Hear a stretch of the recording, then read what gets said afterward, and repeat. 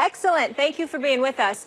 I want to start with Josh Rosen, the comments he made about teams will regret passing up on him. How did the Cardinals feel about what he said? Listen, I don't think that they had any issue with that. That's who he is. That's who he's been.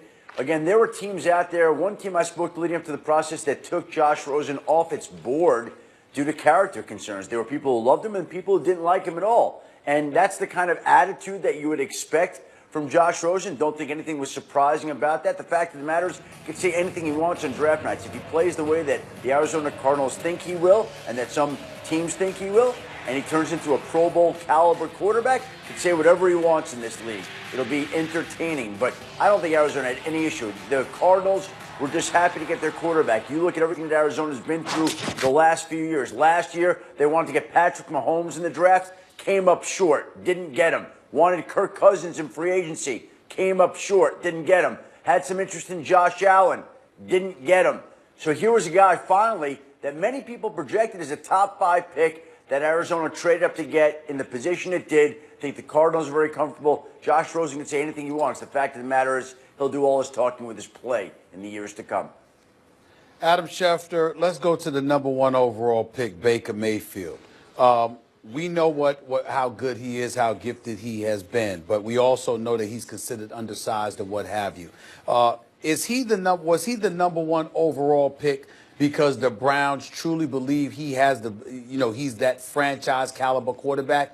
Or is this one of those situations where they were simply forced to take a quarterback, but they were feeling like Sean Payton, for example, expressed that there wasn't really a marquee, bona fide, surefire franchise caliber quarterback in this draft, but the Browns, because they're the Browns, simply had to take a quarterback? Stephen, they were drawn to Baker Mayfield. There was something about him that really they felt a connection to. And listen, Scott McCloughan, who was working in the Browns front office, who worked with the 49ers when they built a powerhouse under Jim Harbaugh, who was working with John Schneider when the Seahawks put together the great team that they did. John Dorsey trusts and believes in Scott McCloughan. And after the Redskins let him go and he was out of football, the quarterback he talked about being the best in this class, he felt, was Baker Mayfield. John Dorsey listens to Scott McCloughan. John Dorsey is a great football mind who makes up his own decisions as well. He loved Baker Mayfield. They love Baker Mayfield. And so, while it's not the conventional pick, you don't see 6-foot quarterbacks going in the #1 overall position in the draft. They believed he was worthy of that spot. Now, the comparisons that some people have used are Russell Wilson, but Baker Mayfield, frankly, is not as athletic, not as fast as Russell Wilson and Drew Brees. But Drew Brees is a rare athlete with rare competitive skills and smarts.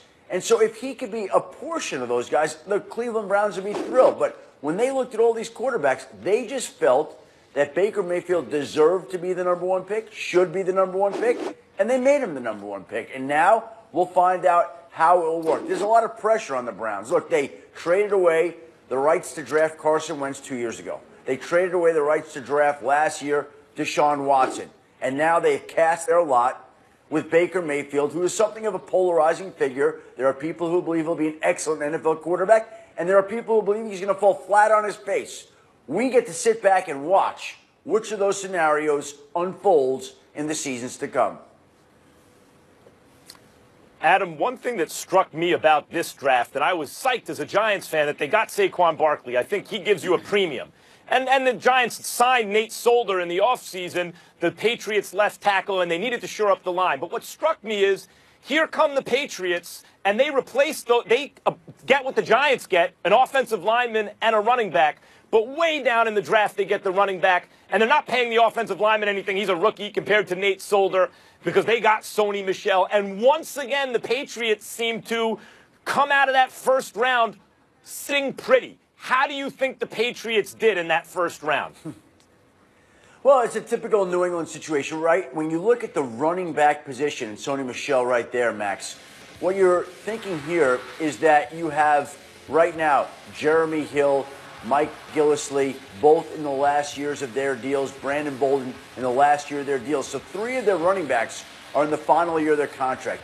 They get a running back on a rookie deal, which is essentially very friendly, cheap labor. They get him for 5 years because of the first-year contract. And Isaiah Wynn is a player that a lot of teams love. Can play tackle, guard. These two players, Sony Michel and Isaiah Wynn, were college roommates.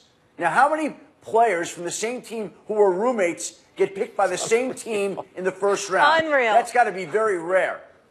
Got to be very rare. But it's what the Patriots did. Adam, I think those guys will feel comfortable.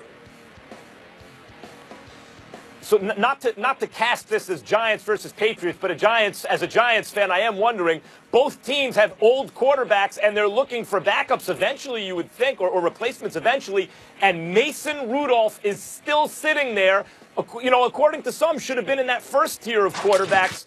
Who do you think winds up getting Mason Rudolph? It's tough to forecast teams, Max. That's not an easy thing to do. Look, we've got a slew of teams here at the top of round 2 that perhaps didn't get the quarterback that they wanted that could be in play on Mason Rudolph. I know we've talked a lot about the New England Patriots getting a quarterback first couple of rounds. I'm not so sure that's going to happen today. We'll see if it does, depending on where they pick. The Giants still could go pick a young quarterback. But they also have Davis Webb. And this new regime in New York with Dave Gettleman and Pat Shurmur, they really haven't had a chance outside this mini camp this past week to see what Davis Webb can be. Davis Webb was a third-round pick last year. I think the Giants right now would like to fortify their offensive line, make some moves there. Again, Mason Rudolph is a good quarterback. A lot of teams like him. I think he's going to go in the top half of the second round today. Tough to forecast exactly where he'll go right now. Adam, we have a Steelers fan on the set in Stephen A. Smith. I'm just curious, how did that Martavis Bryant trade go down? Well, basically what happened here to me is that the Pittsburgh Steelers have been shopping Martavis Bryant throughout the course of the offseason. They made it pretty clear to teams that they wanted a second or third round pick, which was more than most teams were willing to give up for him throughout the course of the offseason. But yesterday, the Oakland Raiders got back first, third, and fifth round picks to move back in the draft. So basically they came up with a free third round pick, turned around, traded the 79th overall selection to Pittsburgh for Martavis Bryant. So the Raiders manufactured a third-round pick by moving back in the draft, still getting Colton Miller, a tackle they liked at that point in time. Tom Cable on the Raiders staff liked Colton Miller. So they get Colton Miller, they get the extra third, they flip the third into Martavis Bryant, and now, if you're the Oakland Raiders, the 3 wide receivers that you're going to be lining up on opening day next year, if everybody stays healthy, are Amari Cooper, Jordy Nelson, and Martavis Bryant. John Gruden's got to be pretty happy about that. How are you feeling about Lamar Jackson landing in Baltimore? I think it's a great pick for that franchise, typical pick for that franchise. It is Ozzie Newsome's last draft as the Ravens general manager. You knew that he's going to want to leave a mark and a legacy, somebody behind that essentially would carry the torch for him.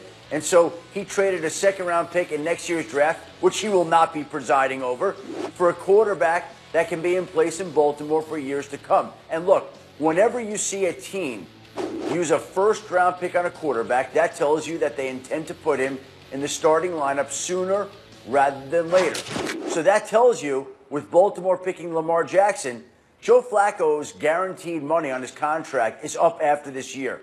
That means that the Ravens have great flexibility with what they want to do with Joe Flacco after this season. And that means that they could wind up trading him, cutting him, keeping him, doing whatever they want. But the fact that you go out and take a quarterback in the first round tells you that there are very many options in play right now with Joe Flacco, and that Joe Flacco is on the clock because Lamar Jackson is coming to Baltimore, and eventually, probably sooner rather than later, they're going to be handing him the keys to that team.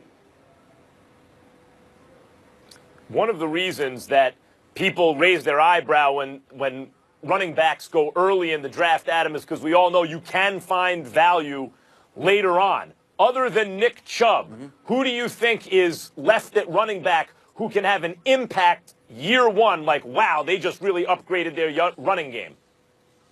Well, look, everybody sees Darius Geis out there, the LSU running back. And the situation with him is a lot of teams had a lot of concerns. There was the situation this offseason where he went on SiriusXM radio and basically said that he had been questioned about his sexual preferences, his mother's occupation, for lack of a better way of putting that. And the NFL looked into it and could find no evidence of any wrongdoing. And a lot of people said, well, of course the NFL is not going to find that. But the fact of the matter is, Darius Geis admitted that to at least one team, that he fabricated the story, that it was made up. And basically it led to a series of investigations, the NFL questioning teams. And I think a lot of teams have a lot of questions about Darius Geis's character. Now, he's still out there, still available. His talent is not in question. He is a tremendous running back. But I think there are teams that have concerns with the type of pro he will be, this being an example of that. But Darius Geis is still out there at the running back position. You know he's very good. Plus, in this particular draft,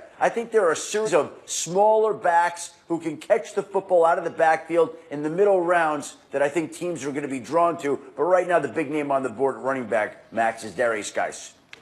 Adam, based on need, based on what folks wanted, who do you think is the winner in the first round of this draft thus far? You know, Stephen A., I always think it's so ridiculous to crown winners because we could say right away, oh, the Green Bay Packers, they didn't help their team, and then they drafted for the future in Aaron Rodgers. Well, did they win or did they lose? And we can go back. Right. Nobody was crowning the New Orleans Saints last year as the winning organization, and all they did was get the offensive and defensive rookies of the year, Marshawn Lattimore and Alvin Kamara. So, again, it is so hard to tell. These are just names right now, and we could appoint winners and losers. Plus, the real winners and losers of drafts are made on the second and third days and with undrafted free agents. Mm-hmm. One day, everybody could do the first day. There's a lot. Yeah. I mean, that's simple. There's a lot more that goes into it than just the one day of the draft. And build in those later rounds. Adam Schefter, dropping knowledge like only he can. Adam, we'll be watching you tonight. Thanks for the time. Thank you, everybody. Thanks, buddy. We got more draft experts on the way. Louis Riddick joins us next to give us his opinion on Josh Rosen, saying teams messed up by passing up on him. Should the Cardinals be putting him in check? And Martavis Bryant traded to the new-look Raiders. We'll ask Louis how he'll fit in with Amari Cooper, Jordy Nelson, and the crew. First take, keep it locked.